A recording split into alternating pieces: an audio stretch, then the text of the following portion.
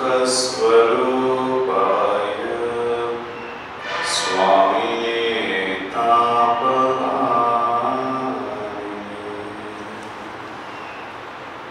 Namaskar to all of you.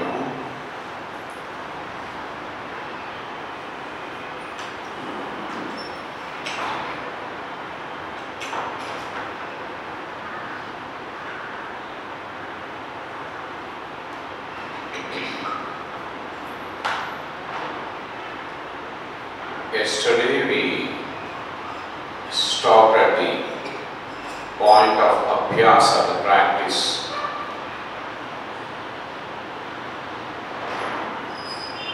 Today we will be taking the second half of the procedure for controlling the mind, which is called Vairagya. Though while using the word we separate abhyasa and Vairagya, when you start practicing meditation or practicing the control of the mind, they are not two inseparable processes. Both are complementary and supplementary. Just practicing a long time without Vairagya may not yield the results. Because it's a two-pronged attack. One is I have to go to a particular direction and I have to remove the obstacles which are coming on my way. The tendency of the mind to flow towards one direction, it arises because of our attraction. Indirectly, attraction means attachment. Wherever there is an attachment, there is an attraction. Wherever we are attracted, it results in attachment ultimately. As time is very short, I will not be having the freedom to tell you different incidents, and most of these incidents can cover in their own narration what we take 3 to 4 periods to explain. One small incident can convey to us what we try to convey in 2 or 3 hours. But we will go through the principles today so that we will have an understanding of the working of the mind.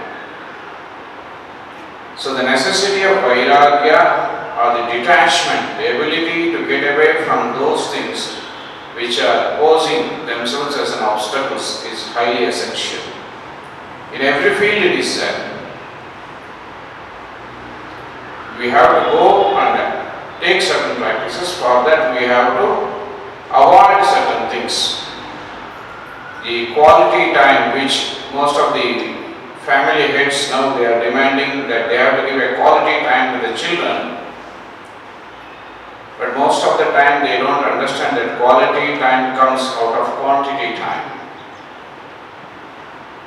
If we have 120 million population, from that you may get one Vivekananda. Because we have to sort out, filter out and omit and reject the person who are not suitable for that. Everywhere, every interview, every examination is nothing but filtering. From a lot, they select the best. So quality always requires quantity also. From 100 mangoes, you can select 10 best mangoes. Suppose if you have only 10 mangoes, then the choice and the freedom becomes limited. So the quality time requires a focusing of the mind. If you want to rear your child, spend time with the children. You must be able to focus yourself totally on what they need and what you can give to them. Then it becomes a quality time. Otherwise we will be whiling away the time, and after 2-3 hours children would find that they have not got anything. So that is a quantity time. Plenty of quantity is there. In India we suffer from this lack of quality. Huge population, exploding population, but we don't have quality people to rule India. With one small incident, we will enter into the discussion on the mind and its nature. Once Nani Palkiwala, who was a legal luminary, he went to Japan And in the course of his visit, he started discussing with one of those ministers, and he asked, how is that after 2 atomic explosions in Japan, your country is progressing so fast? Whereas in India, after freedom, our population is increasing, we are not able to develop. So the Japanese minister started smiling, putting his hands on the shoulders of Nani Palkiwala. He told, sir, in India you have population, in Japan we have citizens. So the quality comes when we become citizens of India. Otherwise, huge quantity of people, but not one of them is committed to the country. So how a population can be converted into citizen, that is the quantity transforming itself into quality. One of our devotees, when I was talking like this, after the lecture was over, she told, oh, so nicely I put Swamiji, it happened in my son's life. He is now in Chennai Mutt. Her son is in Japan. In India we have so many special peculiarities which no other country has. We have a tendency to spit here and there, is it not? In India, most of us are spitting specialists. Anywhere, everywhere, anytime, every time we can spit. And almost all of whole of India is like an open toilet. Maybe some few other underdeveloped countries may be having it, but with our great culture, we have that peculiar habits. The train you will find, whether there is a passenger or not, people have a tendency to lift their legs and keep it on the front seat. Sometimes it is so odd, sometimes you feel being insulted, but people don't bother about it. So this devotee's son, he was posted to Japan, and as usual, habit took possession of him. He forgot that he is in Japan. That's how the mind works. So the control of the mind is very essential, for which alertness and continuous observation of the mind is required. So as usual, he put his legs on the front seat, and one young Japanese girl was now and then looking at him, because she didn't dare to tell him that don't do that, because he may retort back. And when the time came for this boy, our devotee's son, to get down, alight from the train, he put on the shoes and lifted his suitcase. By the time the Japanese girl was sitting on the other side, she opened her bag, removed the handkerchief, came running and wiped the seat where this fellow had kept his legs. He was little surprised. Why are you doing that? She told, that is not the custom in Japan. The seat is for sitting, not for keeping your legs. One honorable Japanese citizen is going to come and sit there, so I am cleaning it. This boy was put to shame. So in India we don't have citizens. That's a great problem. Long before when Vivekananda became famous, someone asked him, you are so powerful, why don't you get freedom for India? See the observation and the remarkable answer from Swamiji. He said, freedom, tomorrow itself I can get freedom for India. But where are the men to rule free India? First prepare them. So this man-making education which he propounded, he found that we have plenty of people, but nobody is committed. Everybody is half-baked, little rigid, frozen, or totally loose. Nobody is serious. In all these things we find the reflection of the mind in its working. Man is what his mind is. The external body is a very flimsy coating. The real person is the mind inside. So if the mind can be trained, that was the original Indian system of education. Training of the mind, and at a particular time in the evolution of our country, they understood that in mind the whole universe is located. If you can train, understand and focus the mind, the whole universe is willing to open out its secret. see the Panchangam, the almanac which Indians have prepared without any laboratory apparatus, and how accuracy and perfectly they have pronounced the Tithis, Nakshatras, everything, Rahu Kala, and everything is so perfectly mentioned there. How could they do it?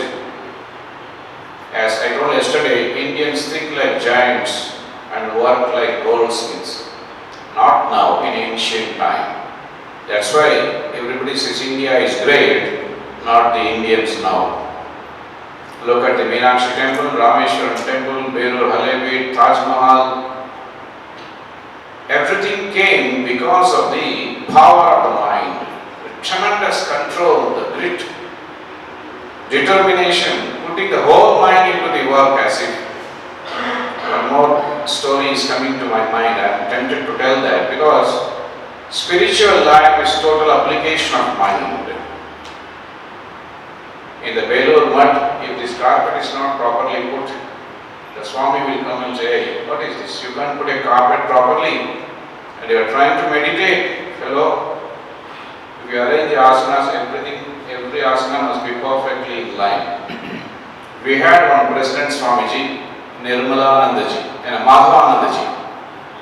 His assistant told me that he had folded his kerchief. I have just bundled it like this. After folding, Madhavanji came and saw it was like this.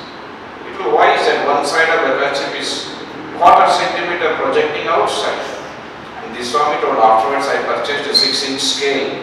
I used to measure and then fold it. Vivekananda used to say, if you cannot wash a teacup properly, how do you expect to focus your mind? For small, silly, petty things, we can't keep our mind concentrated. So every action, it is a reflection of the mind, and the reflection of the mind is a reflection of the personality. One day, one Swami told, bring a glass of water. So the person brought like this. Now, what is this nonsense? Why your dirty finger is going inside? Can't you hold like this? So every action is an opportunity to perfect our character. That's how Karma Yoga becomes a great opportunity in sharpening, polishing and making our character highly efficient. So work becomes worship. But in India we lost that glory and whole India fell down. Look at the masons, how they work. Not one step, one pillar will be exact. If you watch the corners are so shoddy way they have done it, that everywhere there is a bend, curve, everything is not polished clean. Whereas in the ancient times you find sculptures, how beautifully they have carved. I have seen in Namakkal there is a line, inside the mouth of the line there is a stone ball and it is rotating. And there is a statue of Manmatha and Ramba.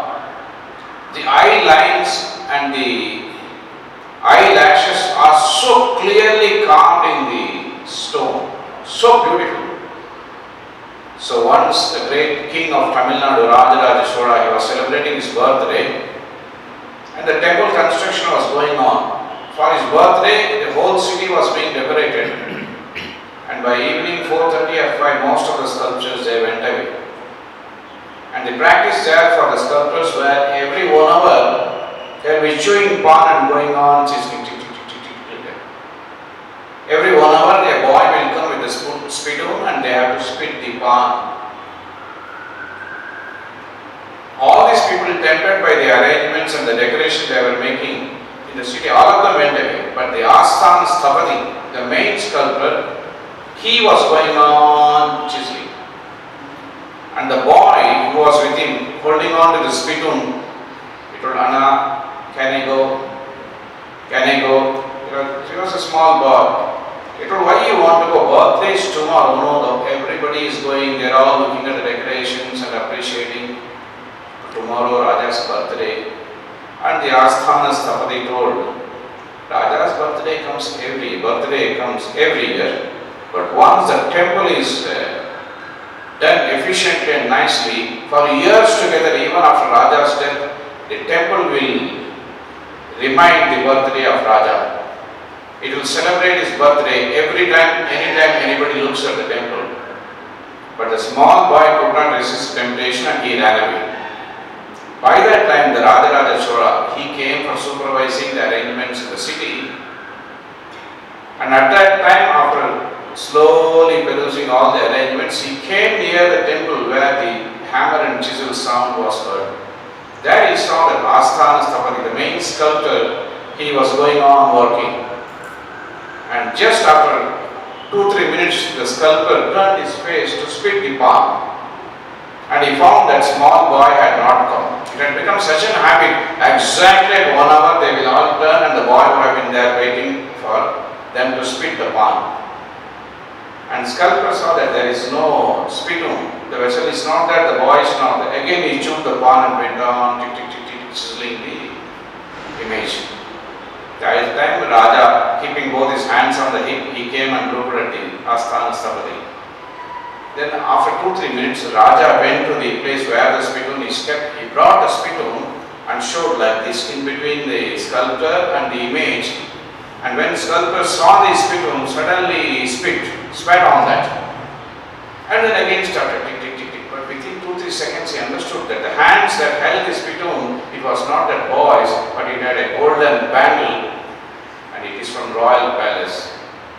Then shocked by that he turned and he saw Raja standing there at the spittoon. He told Maharaja, you at this time, I am so sorry, please forgive me.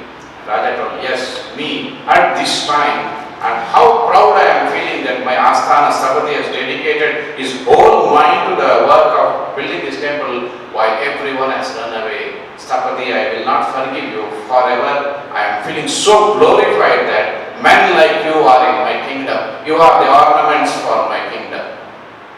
So that's how Rajas also appreciated that dedication, that sincerity, involvement, application. Most of us are shallow surface swimmers. We don't go into the depth. There is no intensity. Somehow, everywhere, somehow achieve syndrome. It is there in Indian mind. That is the effect of 1,000 years of slavery. In ancient days, we had this great art of perfecting the concentration, the art of controlling the mind. That's how India rose to such great heights. Otherwise, no country in the world has been invaded so many times as India has been. And in spite of that, making every other nation rich, India is again yielding. The famous song is that Mere Desh ki dharti sona ugale ugale hire moti. The famous country, my country, it's going on emitting gold, wealth and so many other things. That is the beauty of India. And in the last century, the Trimurti, see, all of them are sitting in meditation. Not like other avatars with Shankha Chakra or Dhanushvan. Rarely we find Rama's image meditating, only Shiva's image is meditating. Krishna rarely, and also recently they have made. In olden days image, Krishna will be with gopis, Radha with flute, dancing or in the chariot. But the meditative message, the message of meditation was given by Ramakrishna Vivekananda. Through that, the whole country has to be uplifted. This one particular science of meditation, it is necessary both for the secular field as well as for the spiritual field. Any field, if you want success, mind is the motor of this universe, Vivekananda says. To a man who knows how to read his mind, the whole universe becomes an open book for him to read. And Vivekananda had that immense capacity. Sitting here, he could read the minds of other people on the first floor or second floor. He treated his brother disciple Sharadananda and cured him of malaria. Just by power of the mind, he did that. So how could he achieve this power? He says, anybody can achieve it. If I alone can achieve it, don't believe it. Laws must be universal. If one man like me can go into Samadhi, every dog in the street must be able to go into Samadhi. Then it becomes a universal law and anybody can have access to it. Then believe it, otherwise simply drop it. It may be applicable for Vivekananda, what is that to me? He says this is applicable to everybody, and if you apply yourself, he says you too can get it. That is the beauty of Indian scriptures. It is not the sole property or anybody has taken a ownership rights over the scriptural truths. This is available to everybody, anybody, and we find people, even the lower caste, poor, anybody can become a saint in India. Is it not? Valmiki was a Gunda, a Ratnakar, and he became a saint. So this immense possibility of the human soul, it comes out through the understanding and control and applying the laws that are pertaining to the mind and its nature. As we try to sit for meditation, to concentrate, invariably all of us are struggling, is it not? And you feel the struggle more only when you start meditating. At other times you feel so quite natural, but the moment you try to focus, consciously try to fix your mind on something, then you understand, oh, my mind is my enemy. The same enemy can be transformed into our friend. How that can be done, or how that is to be done, for that we must have knowledge. Blindly applying, banging our head against the wall, it doesn't work. Knowledge is required. We should know thoroughly. A blind belief or belief in the divine, it's all okay, but he says do it with knowledge. Shraddhaya Upanishadava Tadvat Viryavataram Bhavati. If you do it with knowledge, with great application and sincerity, the effect is thousandfold more. That is the Upanishadic saying.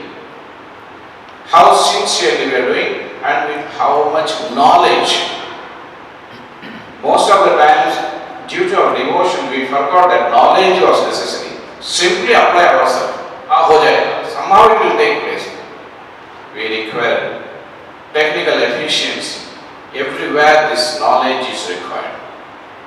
So mind, when we say we want to control the mind, most of the time what we think? Mind. What exactly is mind? In the mind we think that mind must be controlled.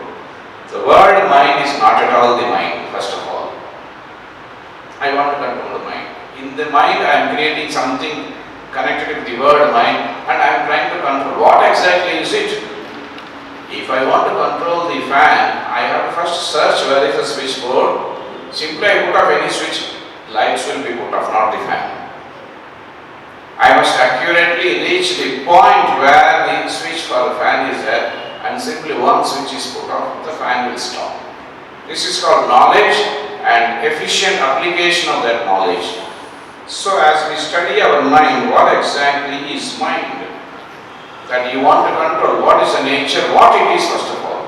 If I want to control my kinetic Honda, I must look at the kinetic Honda, see how it is working, what are the laws that are applicable to it, learn it, and then put my mind in controlling the kinetic Honda.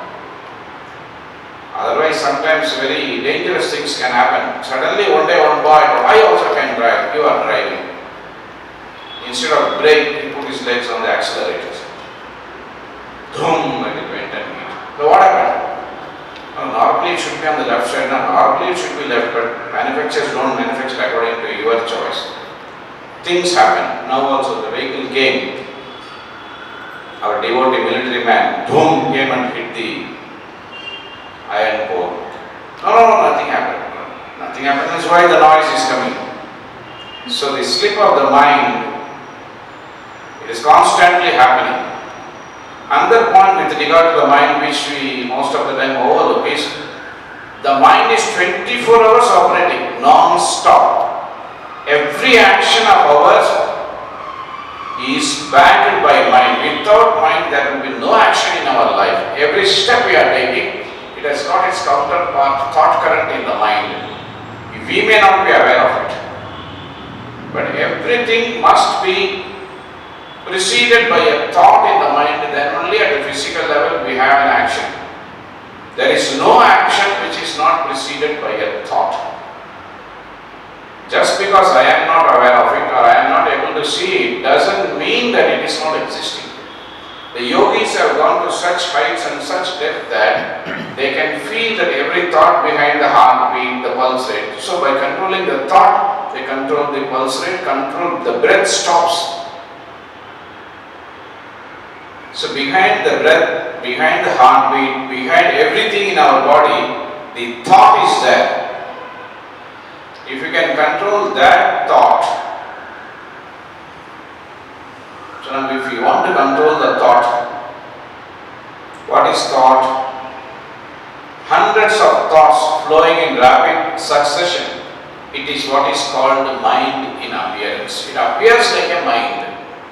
Like hundreds of water drops, so fast they are running, each drop running behind other drops, that they join, fusion takes place, and you find it's a river. But river is an illusion. If you can put the river in perfect slow motion, you will find one drop it is going. When it is raining, it looks like one thin pencil wire of water, is it not? In a tap also, when you open slowly, it is drop water, but little you open more, you will find it is not drops of water, it is like a big pencil of water flowing down. You can't separate the drops at that time. But if you slow the speed, what happens? You can find it is drops of water.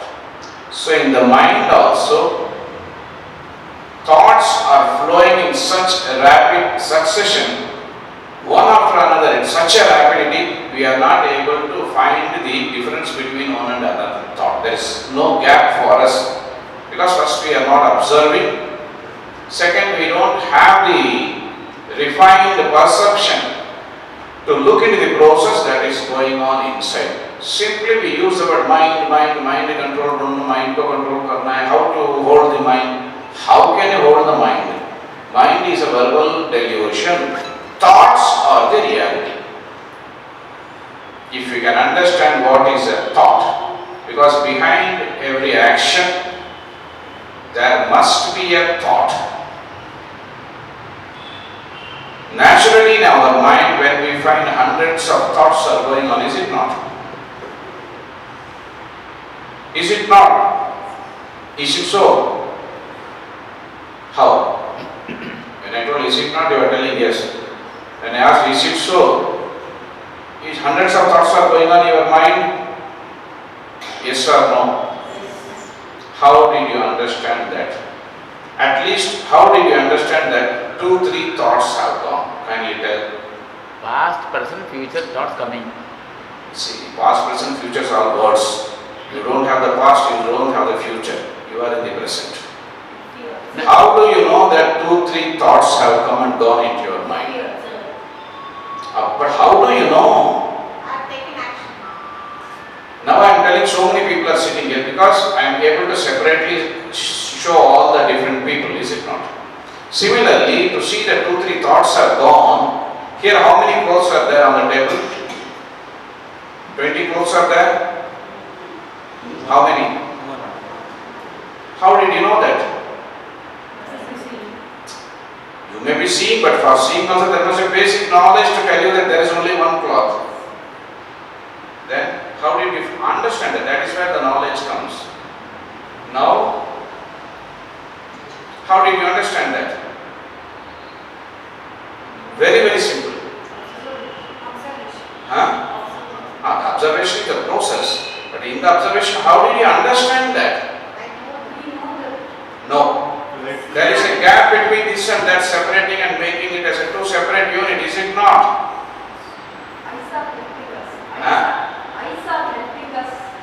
Eyes may be helping you, but how did you know so many people are there? Because there are 2, 10, 20 separate people are there, is it not? Mind. What? Mind. Mind is an illusion, I told in the beginning itself. We are again and again getting caught in the verbal delusion. Shankaracharya says, Shabda Jala Maharanyam Chitta Brahmana Karanam.